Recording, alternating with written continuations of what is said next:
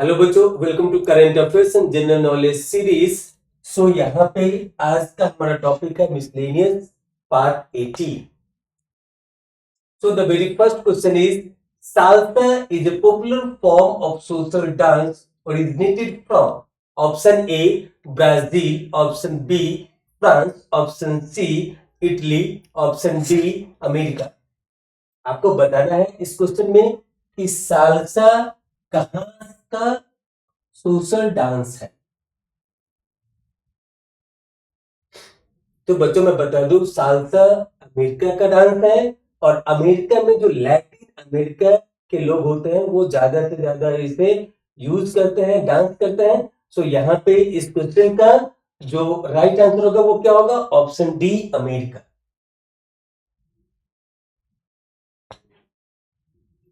So the next is Raja Harishchandra, an early Indian film, was produced by option A Dada Sahab Phalke, option B Ashok Kumar, option C Satyajit Ray, option D Gurudutt।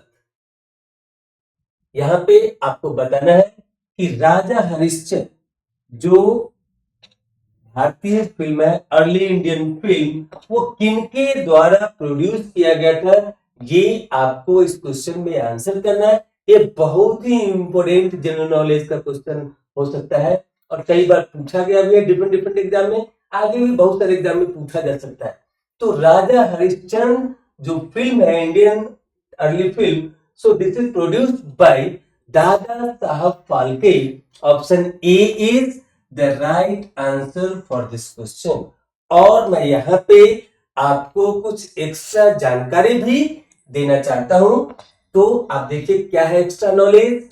So first movie made in India is Raja Harishchandra, released in 1913। ये point, सबसे पहला भारतीय film कौन है? राजा हरिश्चंद्र। और ये film कब release हुआ था? 1913 में। 1913 में 1913 में ये राजा हरिश्चंद्र मूवी आई थी, रिलीज हुई थी। और इसके जो डायरेक्टर प्रोड्यूसर है, जो इससे पहले वाले क्वेश्चन में हमने पूछा है, वो है दादा साहब फाल्के। तो इस एक्स्ट्रा नॉलेज का एक एक पॉइंट आप अपने नोटबुक में जरूर लिखिए, किसी भी रूप में क्वेश्चन पूछा जा सकता है। तो पहला फिल्म कौन है? राजा हरिश्चंद्र, जो चुपचाप फिल्माया गया था। यहाँ पे कोई भी साउंड मूवी नहीं थी, साइलेंट मूवी थी। राजा हरिश्चंद्र साइलेंट मूवी थी और ये रिलीज हुआ था 1913 में। इसके डायरेक्टर एंड प्रोड्यूसर कौन है? तो दादा साहब फाल्के। उसके बाद जो नेक्स्ट थर्ड पॉइंट है, Alam Ara is the first sound film. ये क्या था कि राजा हरिश्चंद्र साइलेंट फिल्म था और जो फर्स्ट साउंड फिल्म था उसका नाम है Alam Ara, is the first sound film of India, release in 1931। आप इसमें कंफ्यूज मत करिएगा।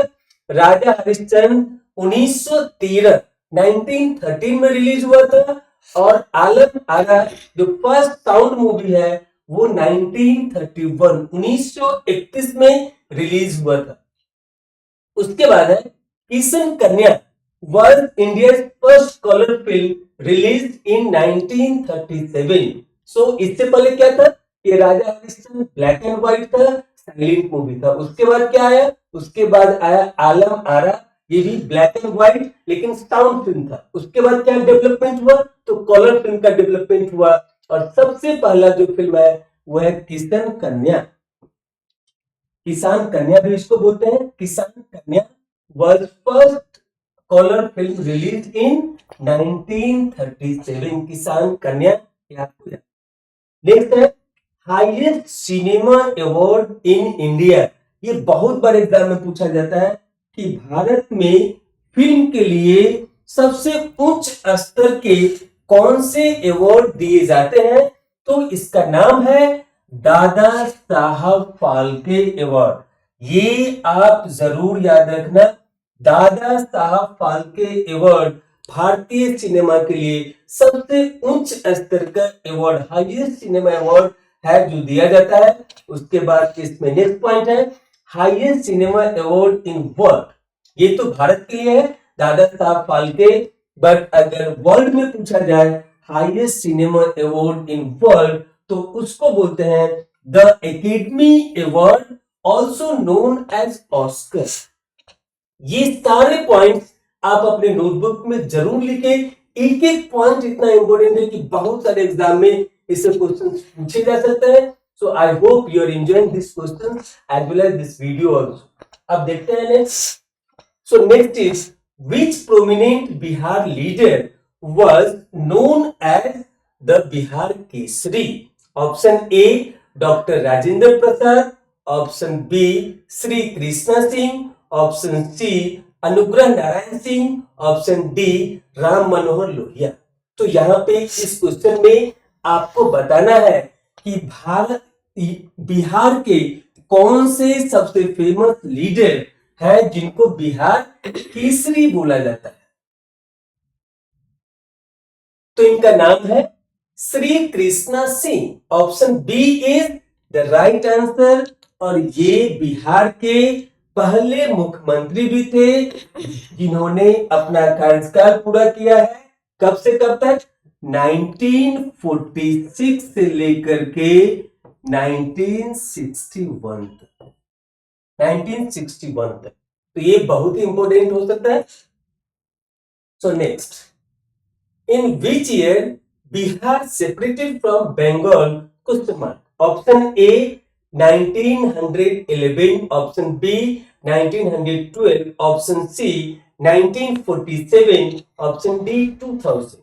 यहां पे पूछा गया है कि बिहार बंगाल से कब अलग हुआ।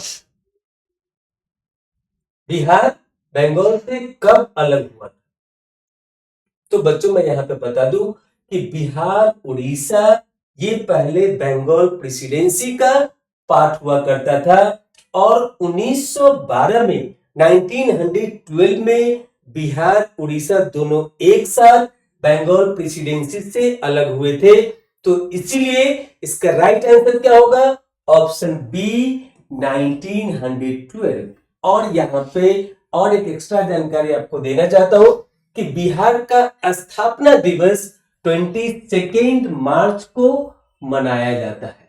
22 मार्च को मनाया जाता है क्योंकि ये 22 मार्च 1912 में ही बंगाल से अलग होकर के बिहार बना था। तो इसलिए ये भी आप जरूर याद रखें। 22 मार्च इज कॉल्ड स्थापना दिवस फॉर बिहार। और वो कब अलग हुआ था बंगाल से?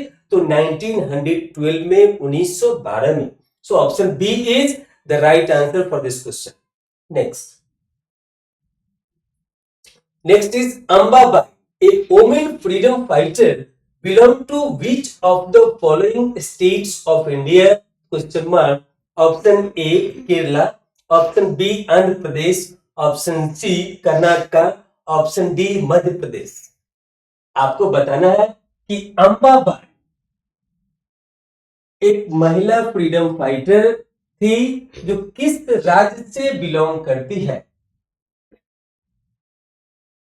अंबाबाई कर्नाटका राज्य से, कर्नाटका स्टेट से बिलोंग करती है और इन्होंने नमक सत्याग्रह जो सॉल्ट मूवमेंट हुआ था उसमें इन्होंने भाग लिया था 1931 में। So that option C is the right answer for this question.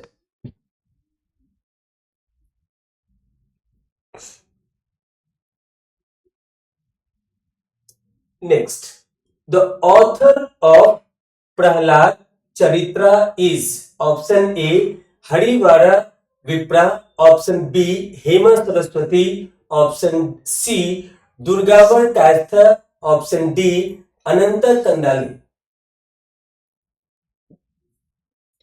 जो प्रहलाद चरित्र है इसके ऑथर कौन है वो आपको बताना है इस क्वेश्चन में। तो इसका राइट आंसर होगा Hema Saraswati, which is mention in option B. Option B is the right answer for this question. Next, which of the following is not an official language of the United Nations? Question mark. Option A Arabic, option B Chinese, option C Portuguese, option D Spanish. आपको बताना है कि United Nation का official language कौन नहीं है।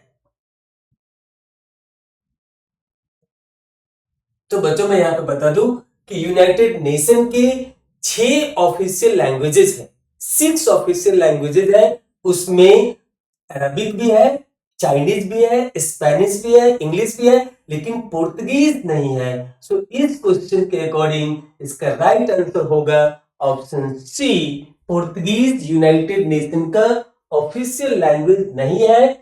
और मैं यहाँ पे आपको 6 लैंग्वेजेस का लिस्ट भी देना चाहता हूं। So there are 6 official languages in United Nation, और यह है पहला अरबिक, दूसरा है चाइनीज, तीसरा है इंग्लिश, चौथा है फ्रेंच, पांचवा है रशियन और छठा है स्पेनिश। सो ये सारे 6 ऑफिशियल लैंग्वेजेस हैं यूनाइटेड नेशन के। ये भी आप अपने नोटबुक में जरूर नोट करें, ताकि अगर इसके बेसिस पे कोई भी क्वेश्चन पूछा जाए तो आप उसका आसानी से आंसर कर सकें।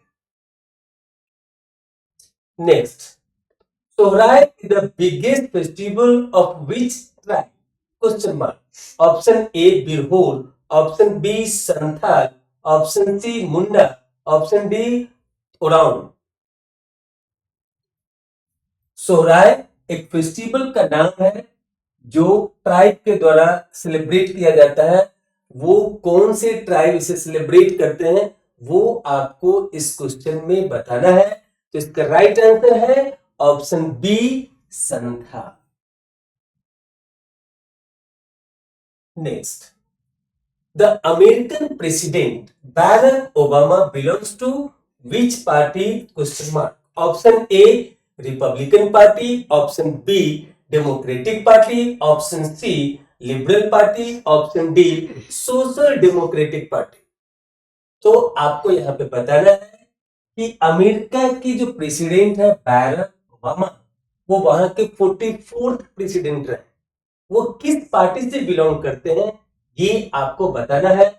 सो president Barack Obama belongs to Democratic party. President Barack Obama कहां से बिलोंग करते हैं? डेमोक्रेटिक पार्टी को बिलोंग करते हैं। So that option B is the right answer for this question. Next, where is the national centre for disaster management?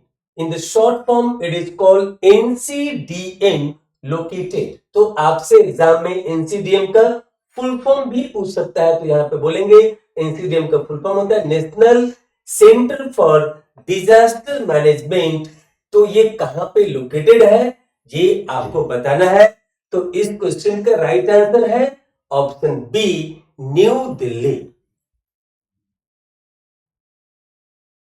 अब आपकी बारी। No yourself. Who wrote the autobiography One Life is Not Enough? Option A Sanjaya Baru, option B Arjun Singh, option C Brajesh Mishra, option D K Natwar Singh. आपको अपने आप को test करना है, यहाँ पे आपको अपने आप को बताना है। सो यहाँ पे आप अपने आप को बताओ, साथ में हमें भी बताओ हमारे चैनल पे जाकर के। आप इस क्वेश्चन के सही आंसर कमेंट बॉक्स में जरूर लिखें, ताकि हमें पता चले कि आप हमारे वीडियोस को सीरियसली सुनते हैं और उससे बहुत फायदा उठाते हैं, ताकि आपके आने वाले सभी एग्जाम में ये वीडियोस बहुत ही यूजफुल सिद्ध हो। इसी के साथ हम इस वीडियो को यहीं पे फिनिश करते हैं। So for time being, thank you to all of you for watching this video.